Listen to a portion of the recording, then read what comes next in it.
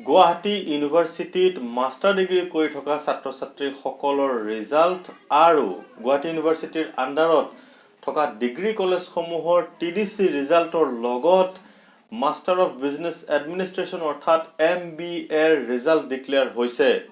ইতিমধ্যে তোমালোক বহুতেই ৰিজাল্টৰ বিষয়ে জানিছাই, কিন্তু কিছুমানে হয়তো নাজানিব পাৰে। কিন্তু মন কৰিবলগীয়া কথাটো হৈছে যে গোটেইবোৰ কোৰ্সৰ দিয়া নাই, অকল কেইটামান কোৰ্সৰহে দিছে। আজিৰ এই ভিডিঅ'টিত তোমালোকক সেই নটিফিকেশনখন দেখুৱাম আৰু কি কি কোৰ্সৰ ৰিজাল্ট দিছে তাকও মই দেখুৱাম। ইয়াৰ লগতে একদম ইম্পৰ্টেন্ট হৈছে যে তোমালোকক মই এটা লিংক দিম, মানে এই ভিডিঅ'টিৰ ডেসক্ৰিপশনত মই এটা অফিচিয়েল গুৱাহাটী ইউনিভাৰ্চিটিৰ অফিচিয়েল লিংক এটা দিম, যিটো লিংকত ক্লিক কৰিলে তোমালোকে অফিচিয়েলি অৰ্থাৎ একেবাৰে নিখুঁতভাৱে তোমালোকে নিজৰ ৰিজাল্ট চেক কৰিব পাৰিবা। গতিকে ভিডিঅ'টি চাই থাকা, খুবই ইম্পৰ্টেন্ট হ'বলৈ গৈ আছে। পোনপ্ৰথমে আহো নটিফিকেশনখনলৈ।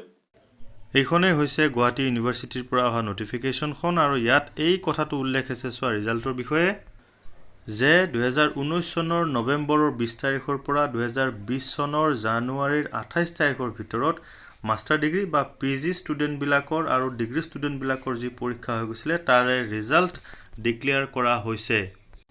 নেক্সট পেজটোত উল্লেখ কৰা হৈছে কি কি কোৰ্সৰ ৰিজাল্ট দিয়া গৈছে। ৰিজাল্টছ ৰিলিজড ফৰ সোয়াত উল্লেখ কৰা হৈছে MA third semester psychology, BSc major third semester, BSc general third semester, BCom major third semester কমাৰ্চৰ, BCom general third semester, MSc third semester জিঅ'লজিকেল সায়েন্সৰ, MTech MSc first semester material science and technology, MA first semester psychology, MBA first semester আৰু MSc first semester instrumentation and applied physics.